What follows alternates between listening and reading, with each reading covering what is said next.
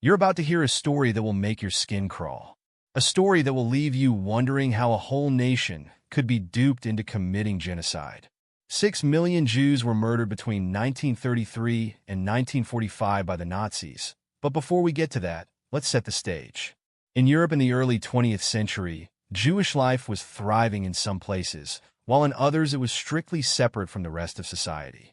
In Eastern Europe, pogroms, violent riots where Christians terrorized Jews, were a common occurrence. The Jews were blamed for everything from Jesus' death to bringing disease and crime to their communities. Now, enter Adolf Hitler, a man with a grand vision for Germany. He was elected as chancellor in 1933, and his rise to power was nothing short of meteoric. But what's fascinating is that he didn't just want to be the leader of Germany.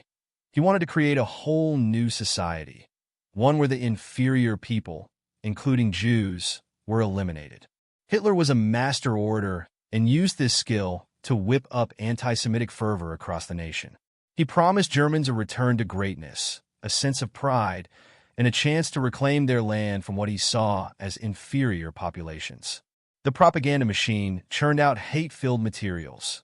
Newspapers, posters, films, and speeches that demonized Jews, portraying them as threats to German society. But here's the thing. This wasn't just about hate, it was about control.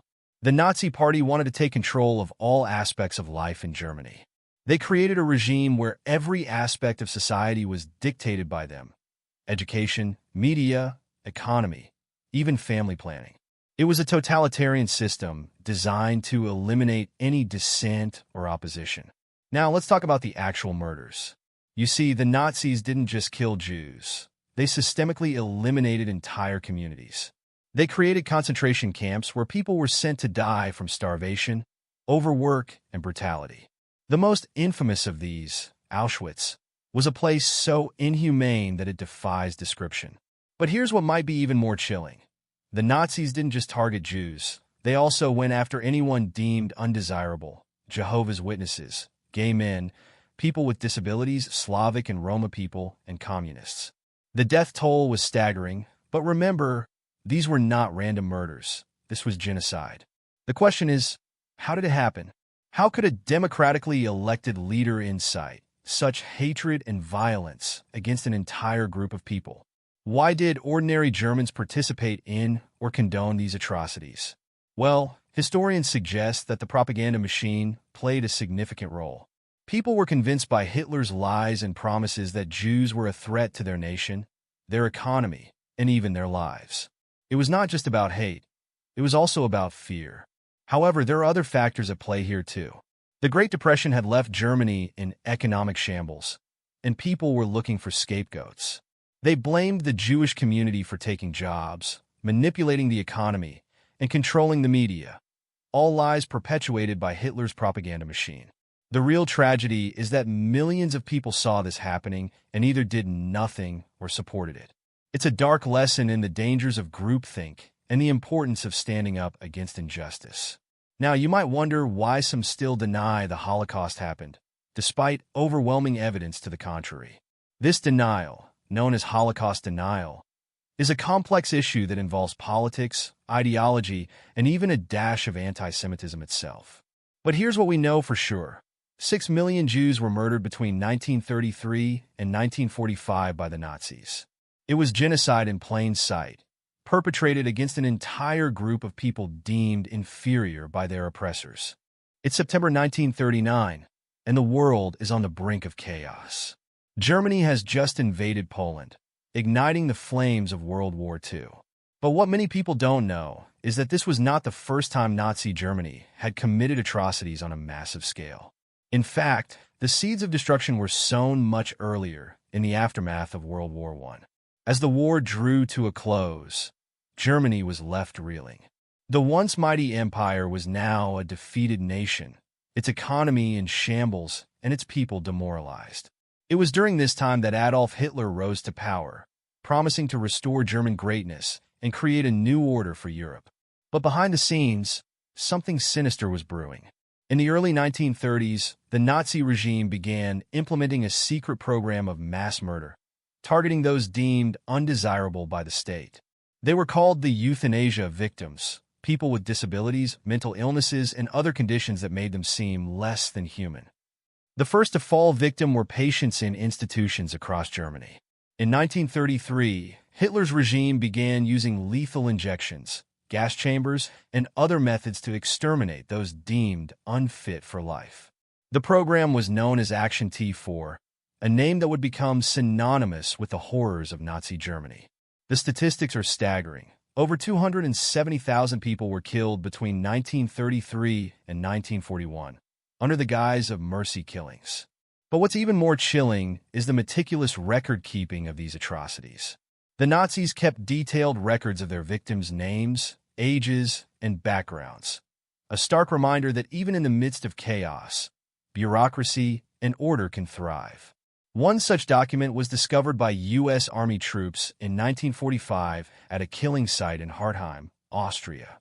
It's a register of patients who were disinfected, a euphemism for murder. Between January and December, the numbers are stark.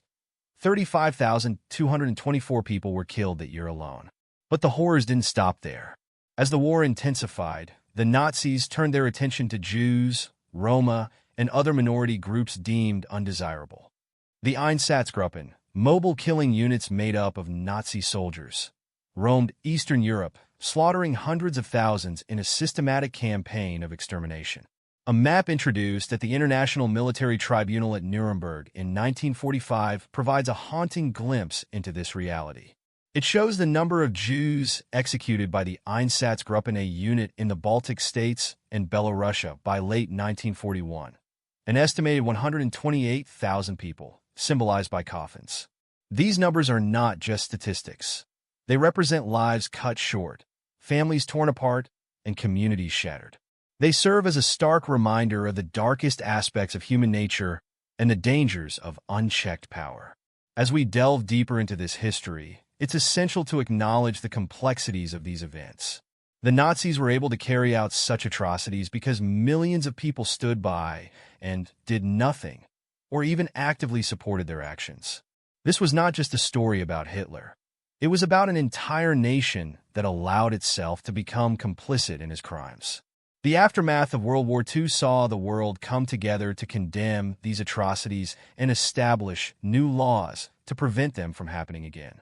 The United Nations was formed, and the Geneva Conventions were created to protect civilians in conflict zones. But even today, we still struggle with the legacies of these events. We see echoes of this history in modern-day conflicts, where minorities are once again targeted and marginalized. It's a sobering reminder that the past is not just prologue. It's also a warning for the present and future. The numbers may be staggering, but they represent only one part of the story. The true horror lies not in the statistics, but in the lives lost, the families torn apart, and the communities shattered by these events. As we remember the victims of the Holocaust and Nazi persecution, let us also remember that their stories are our stories, a testament to the resilience of the human spirit and the importance of standing up against injustice. The year is 1945, but for those who lived through it, time seems to have stood still.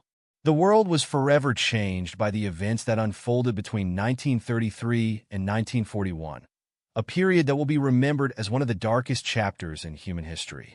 You might recall the chilling photograph of a Soviet soldier walking through a mound of victims, shoes piled outside a warehouse in Majdanek, Poland.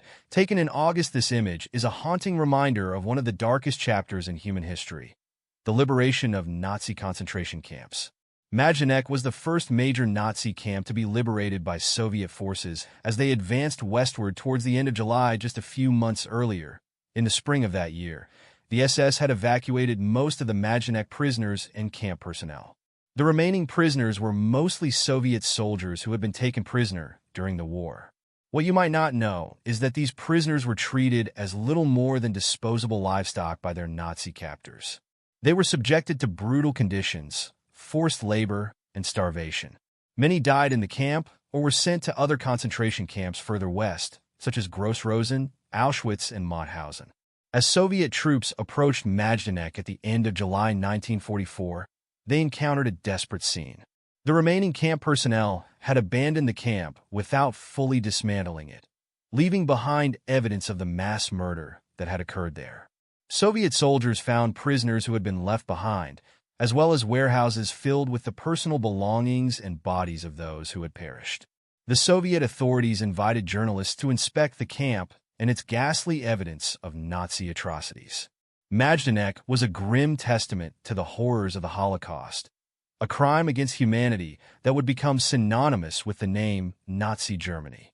Just 6 months after Majdanek's liberation, on January 27, 1945, Soviet troops arrived at Auschwitz, the largest Nazi-killing center and concentration camp complex. The scene was just as grim. In the weeks leading up to their arrival, Auschwitz camp personnel had forced thousands of prisoners to march westward in what became known as death marches. When Soviet soldiers entered the camp, they found over 6,000 emaciated prisoners alive. These prisoners greeted the soldiers as their liberators, a moment that would go down in history as one of the most poignant moments of the liberation of Nazi camps. As at Majdanek, there was ample evidence of mass murder at Auschwitz. The retreating Germans had destroyed much of the camp's infrastructure, but the warehouses were still filled with personal belongings and bodies.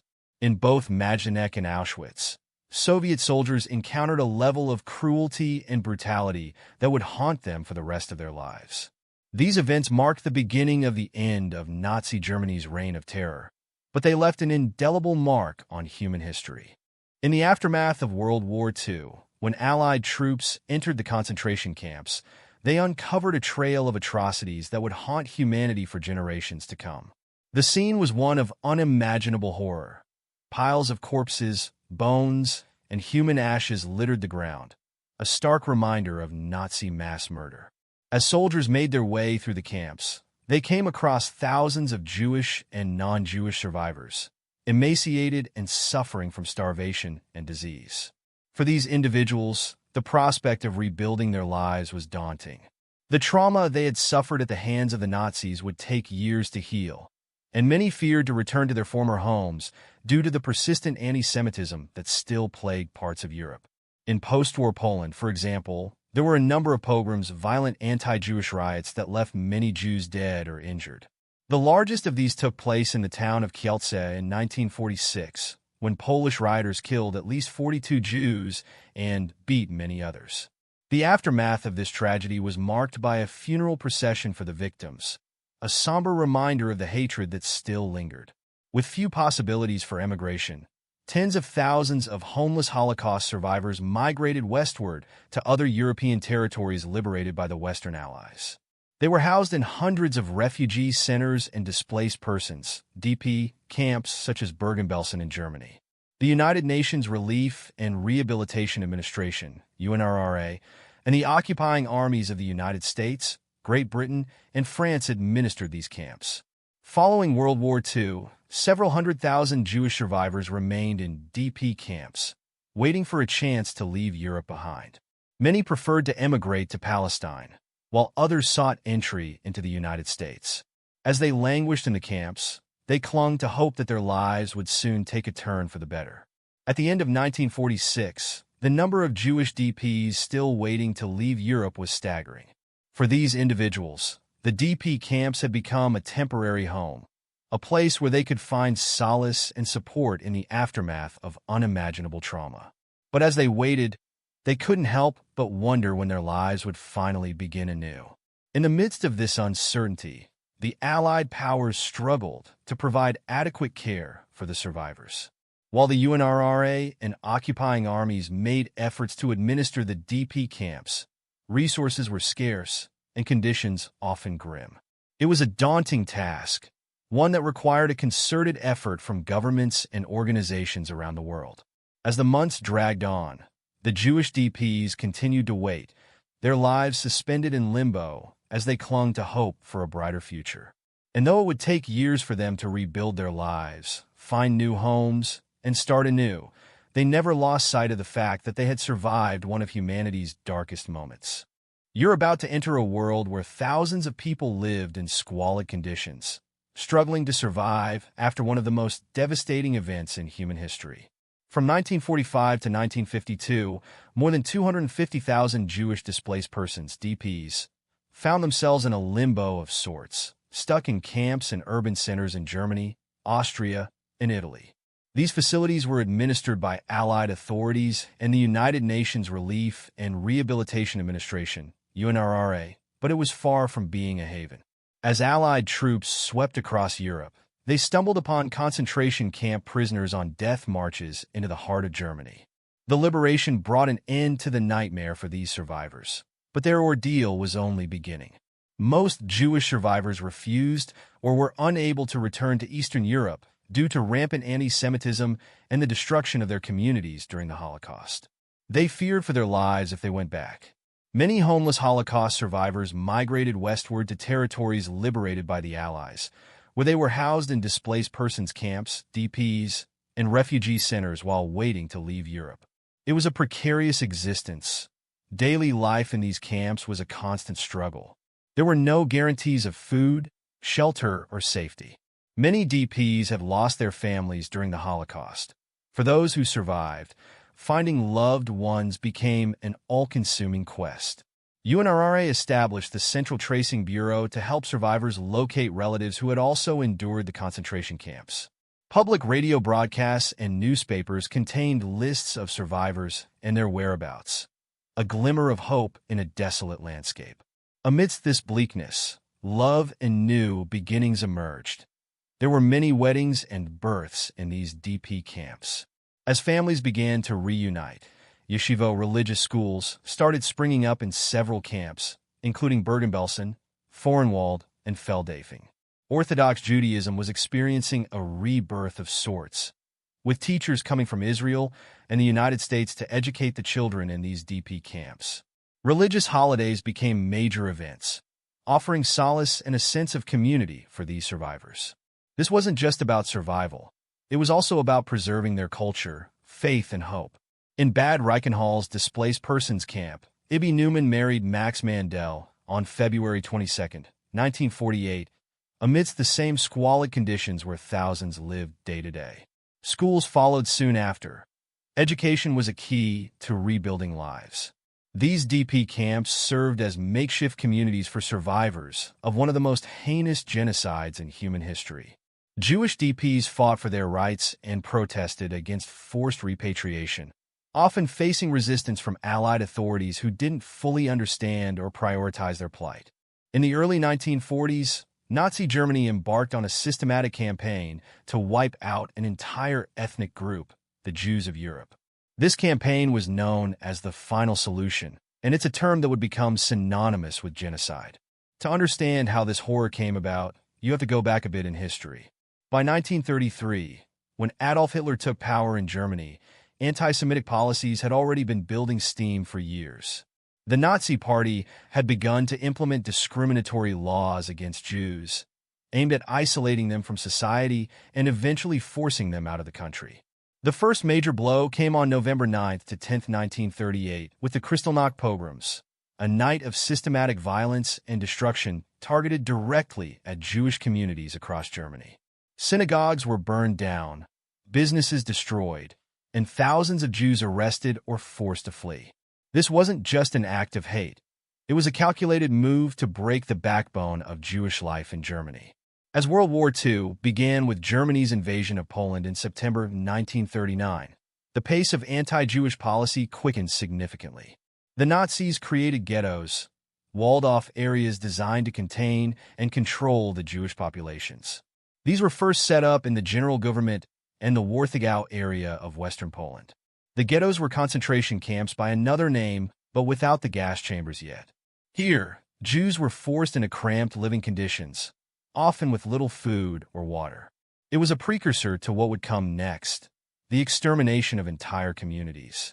You might have heard that some Jews managed to flee these ghettos, many traveling through treacherous terrain and facing unimaginable danger to reach safety in other countries. This is true, but let's not forget the overwhelming majority who didn't escape. Many were eventually transported to concentration camps like Auschwitz, Treblinka, and Buchenwald. These concentration camps were the epitome of evil, designed specifically for mass murder.